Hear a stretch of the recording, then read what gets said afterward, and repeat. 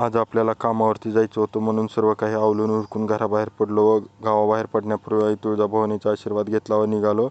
मिरगाचा पाऊस पडल्यामुळे रोडच्या कडेला असलेली झाडाला पालवी फुटल्यामुळे अतिशय छान आणि सुंदर असं दृश्य आपल्याला दिसते. जणू या निसर्गाने हिरवी शालूच पांघरली आहे असं वाटते. या महामार्गाने कितीही प्रवास केला तर अतिशय छान आणि सुंदर वाटते, कधीही कंटाळा येत नाही. थोडंसं पुढे आल्यानंतर आपण धाराशिव शहरातील पुण्यश्लोक राजमाता अहिल्यादेवी होळकर चौकामध्ये आलेलो आहोत. आपण पाहू शकता अतिशय छान आणि सुंदर अशी सजावट या चौकामध्ये केलेली आहे. खूप छान आणि मनमोहक दृश्य पाहायला दिसतं.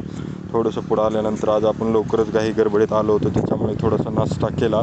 सकाळ सकाळ गरमागरम पुरी आणि भाजी एकदम छान. थोडंसं पुढे आल्यानंतर मी माझ्या कामाच्या ठिकाणी म्हणजेच आमच्या सबस्टेशनच्या जवळ आलेलो आहे व गेटच्या मध्ये प्रवेश केला. चला मग आता मित्रांनो काहीतरी कामाचं पण बघूया. तुम्हाला आता थोडं मी माझं सबस्टेशन दाखवतो. हे बघा, हे आमचं महावितरणचं सबस्टेशन आहे. इथून शेतातीलही वीज पुरवठा होतो व गावातीलही वीज पुरवठा या ठिकाणाहून केला जातो.